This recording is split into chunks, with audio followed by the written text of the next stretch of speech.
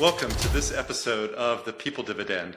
I'm your host, Mike Horne, and I am absolutely thrilled to have in the virtual studio today Holly Shannon. And many of you, because you're podcast aficionados, you may recognize Holly Shannon's name. She produces Coffee Culture, just finished season 5 with Seth Godin. And when I heard that interview, I just said, I've got to talk with Holly Shannon. She is on my number 1 list of people with whom I'd like to engage. And she discusses the future of the workplace, organizational cultures. The podcast was ranked in the top 1.5% globally out of over 3 million podcasts. You think it's hard to make a needle in a haystack with a book? Holly, is it even more challenging with podcasts? Yes, absolutely. Okay. Absolutely. Let me tell you a little bit more. Her podcast heard in over 105 countries. And I wonder if she can give me any tips, Holly, if you can give me any tips about why sometimes I see the People Dividend podcast trending in the Netherlands or in Puerto Rico one day. And I'd love to know about that. But the Coffee Culture has covered culture with the shifting tides of the workplace, the emergence of the creator economy. I'd like to hear more about that, Web3 tech, and our collective pool for connection. Holly is the author of Zero to Podcast, a top 10 Amazon bestseller. There it is, great, in 3 categories as well. An Amazon hot new release. And for those who didn't see that moment, you need to go to the YouTube channel, the Mike Horne YouTube channel, and watch the People Dividend there. This book, just amazing. I think if you're interested in podcasting, and it's certainly one of the must reads. After Holly spoke at Penn State, she was excited to mentor at South by Southwest. She's spoken at NFT NYC and world-renowned conferences like Podfest Global 6 times. She's guest hosted on several podcasts and recently led the Outlier Festival in Los Angeles with 48 hours notice. Sometimes our best work happens then. Holly has recently been named the 40 over 40 with the leading industry publication Podcast Magazine, published in Thrive Global, HubSpot Marketing, and named an influencer by CEO Medium. Holly, it's just a great pleasure to have someone as accomplished as you in this medium join our listeners today on the People Dividend. Welcome. Can you say a few words about yourself? Oh, well, I feel like my bio was too long. I'm not sure I should add anything, but I'll give you like little facts. I live in Washington, D.C. I have a dog named Riley. He's a golden doodle, and I think he'll go home with absolutely anybody if I let go of his leash because he's the friendliest dog.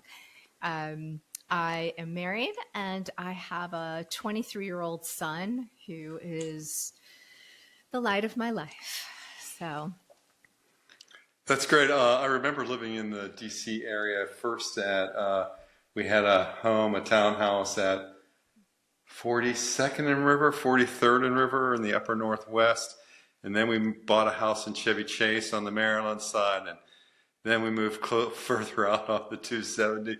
But quite a journey to be in DC, and certainly a lovely place to live nearly at any time of the year, maybe except for August. But so or November. Or November, right? Some of those ice storms in February too. Oh, yeah, right. Yeah, great place to have a domicile. So, Holly Shannon, how did you get started in the podcasting industry, and what inspired you to create Coffee Culture? So answer the first question completely by accident. Yeah. And it actually started off as Culture Factor. And the way it began is I was doing some gig work with a company and had come on board to be involved with the user experience as they built out their website. It was for a SaaS product, which for those who don't know what that is, it's software as a service. And I was deeply entrenched in all of the content. So when you have the landing page or about the story or mission, just helping to solidify what that looked like for the user coming on. And I had reached a point with them where my work was kind of done, or at least tabled for a period of time while they did the back end sort of programming work on it. And we decided that the next step would be a podcast because, and you probably know this, but a lot of people don't know this, is that a podcast is a really effective pull marketing tool, meaning that you connect your podcast to your website, your brand, your product, your service, whatever you're doing. And it helps bring warm leads to your website. So that was the thought process behind it. And I had no experience doing it. It was during COVID. And so I went to YouTube University and I figured out how to launch the podcast, and we were up and running, and that's how it started, actually. Well, that's an amazing story. In some ways, it resonates with my own experience. My last book, maybe April 2021, 22, somewhere there, Integrity by Design, one of the marketing approaches was to launch a podcast with it, focused on authentic leadership. Really resonated with the themes in the book. And from there, it's grown, finishing seven seasons, I think 6 or 7 seasons of Integrity. Yeah, I think what I'm curious about, some of the most surprising insights or challenges that emerged during season 5 with Seth Godin. I always love when I have guests like you, people who have stature, who have influence, who have a following. And how did you recruit Seth Godin for the podcast? You ready for it? Yeah, ready.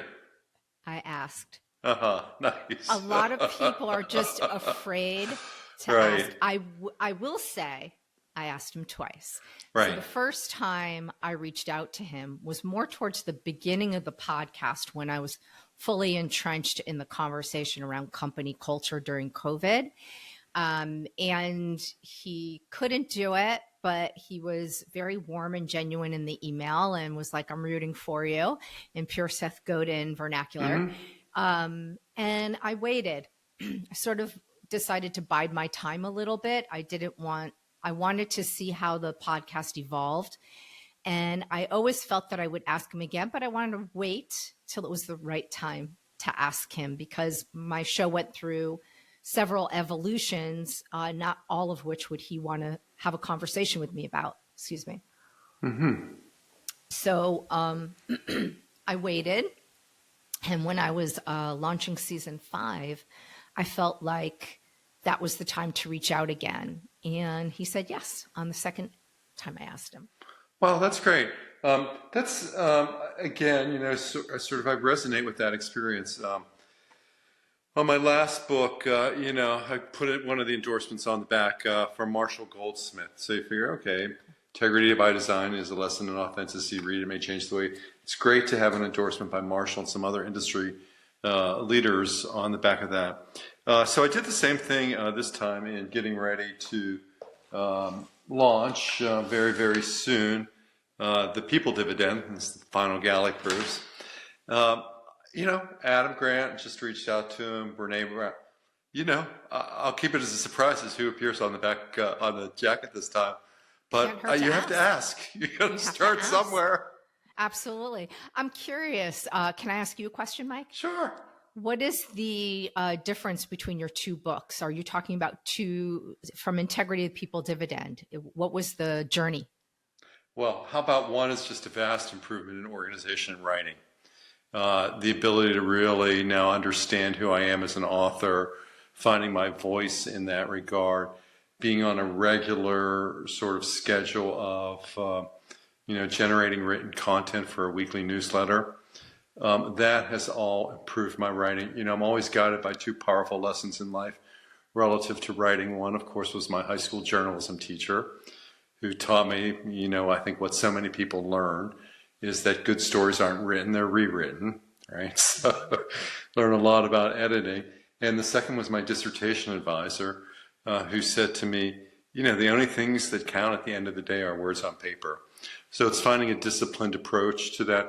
So I think there's a big improvement on writing. I think I've been able, from a moral perspective, to shape my views more concisely, to work on these themes of dignity and kindness and respect as sort of the underlying human values that unlock the people dividend. And to do this book in, a much more action-oriented strategy for a broad array of managers who I think can benefit from what we need in an area that I know is your specialty that you can talk about. And this is what I want to ask you is, what are your thoughts on the future of workplace culture, and how do you see it evolving, in these times? So what I would say to that is that I think we're in a hole, if you will. I think we know that we need to be kind and empathetic. I would always say that I vibrate with a very high EQ level. My emotional quotient, I'm a very empathetic person, and when I'm around people, I can very easily sense when they're troubled by something. I think that there's an evolution that needs to take place, and we're not there yet as far as culture goes, for company culture. And the reason why I'm saying that is we're in the middle of a very robust startup culture mentality.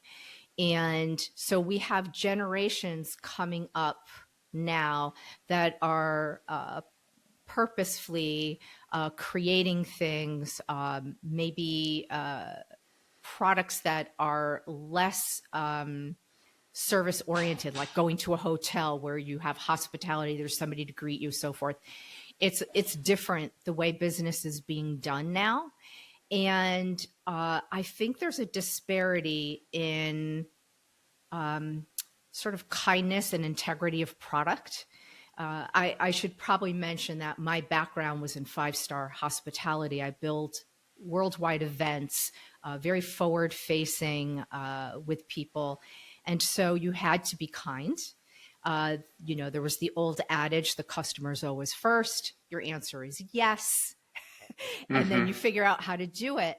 I'm seeing a big divide in that right now. And I think a lot of people will understand what I'm saying when I bring actionable items up. Like, for example, you order something online. Let's say Amazon. The whole world orders on Amazon. So I'm sure all of your clients and all the people listening to the People Dividend will agree with this. If you want to purchase a book. Exactly. So anything that you do, let's just say you're going to purchase Zero to Podcast or People Dividend, right? A bestseller on Amazon, Zero to Podcast. So you go on there and you order the book. Now we know what happens. Right away, we get an email, right? It says, we've received your order. And then you get another email. We've confirmed that it is shipping, right? And then you get another email. It's on the way. Here's your tracking if you'd like to see where it's at. Then it comes and it gets delivered to your door and you receive an email. Your package has been delivered. And then the next email you get is, how was the service? How was the delivery? Okay. So maybe you're inside making lunch and there's a package sitting on your front porch, but they want to know, how was your delivery experience? As though that was a real experience for you. And then you get the product and then you get another email. Please fill out our survey and rate how our delivery is. Sure. Rate how the product is. Would you write a review? And then if you don't answer right away, you get another email or a text message inviting you to do it again. So what I'm saying is, I think that the businesses now are run by a generation that measures respect and service in terms of keeping you in track with every step of the way. That is what's important to you now, not service necessarily. Not that, okay, the person rang your doorbell to let you know that the thing was there, but you have no overhang on your porch and they didn't want it to get wet. So you answer their door and like, oh, I'm so glad you're home. It's pouring out here. I want to make sure you got the box before it was wet or whatever. There's no service really, just And I know Amazon is sort of a strange one, but another one, you could even go to a shop and you buy a bagel and they pop it in the bag, which is their job, right? And then you take it and you leave. But before you leave, they want a tip for the service, but there really wasn't any service. They were just doing their job, right? And you drove there and you walked in and you picked it up and you took it back away. So nothing's being served, like there's no tablecloth. So I think what I'm trying to get at is that what used to be service in businesses is now a survey. And I think that there's a lot of people that are still looking for service. And I'm hopeful that we're going to get exhausted. Everybody will uniformly get exhausted from this and want to move back to the integrity of working with somebody, the face-to-face. There are so many blockades now. There's so many gates. You can't call anybody anymore, even if you wanted to, if you had a problem with the service or the product. It's non-existent. The analytics have taken over in some ways. Yeah. Analytics as customer service. Right. It doesn't, portray the whole story. But, let's think about that in terms of your, bestseller on Amazon, Zero to Podcast. And where does that come in the podcast journey? I mean, the book, in terms of how you develop the ideas in Zero to Podcast. So the reason why I created it is I had a podcast, right, and I went through some changes with the person I was working with, and I was afraid I'd lose the podcast, quite frankly. And I really enjoyed it. I thought it was a really good medium. We can talk about how it's a different kind of digital real estate. We could come back to that. But the podcasting was really cool. I just really enjoyed it. And I enjoyed talking with people and sort of diving in deep. And so I took out all of my notes from my YouTube university course and I wrote it back to myself. Like, how would I relaunch a podcast from scratch if I needed to do it again? And so when I did that, I had what would be like a perfect handbook for somebody who wanted to do it themselves. And so I decided it's not just for me, it's for everybody. And I published it. And people can do it on their own using the book, or they can hire me or hire somebody to launch a podcast for them. It just depends on how in the weeds they want to get with it, right? Well, it's so important to have a team behind you. I've had a podcast coach in the past, tremendously helpful in terms of thinking about what I needed to do. And that actually led from the evolution of Authentic Change with Mike Horne into the People Dividend. And thinking about that, I'm now with my third production team. I don't know, 160 episodes. It's really important to have that team behind you, and I'm so glad to hear that you're offering those kinds, or making a connection to those kinds of services. And Holly Shannon, how do people get in touch with you? What's the easiest, best, and most efficient ways? I know you're like blown up all over Instagram and X, but how do people get in touch with you? Honestly, you could go to my website, holly@hollyshannon.com is my email. My website is hollyshannon.com. So if you want to reach out to me, if you are thinking about maybe launching a podcast and you want somebody to walk alongside you for that, I'm happy to help propel you into the world. I think we do need more voices. And happy to help. Oh, that's great. And you'll find all of Holly Shannon's contact information in the show notes. So you'll surely be able to pick it up there. But for those who just want to make a mental note, hollyshannon.com. Last question, Holly. How do you envision, you're on a little bit of a hiatus with coffee culture. Is that the way to frame it? And so What do you see evolving? I mean, potential collaborations you might be working on?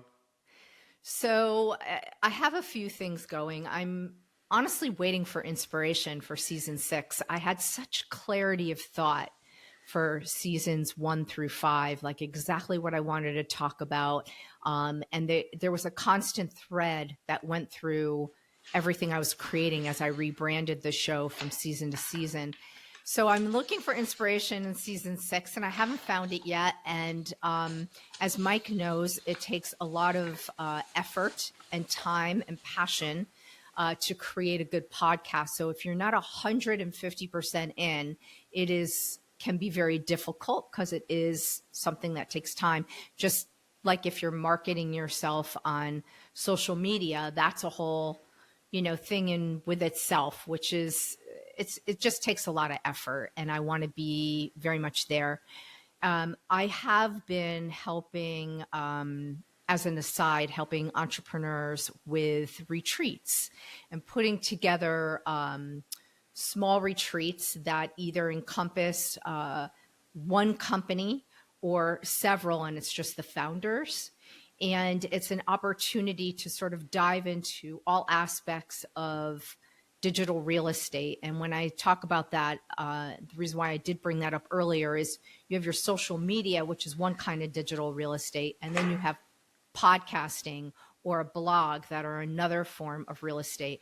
They live in different ecosystems, and so it's helping entrepreneurs and founders find their footing in all those things, because as any entrepreneur knows, you typically wear about 100 hats when you start a company. So it's hopefully to get them up and running in a short period of time. So I still build those. Oh, that's great. Well, so great to have you as a guest on the People Dividend. Holly Shannon, please visit her at hollyshannon.com. And until the next episode, thank you, Holly. Thanks. And until the next episode of the People Dividend, stay well. Thank you.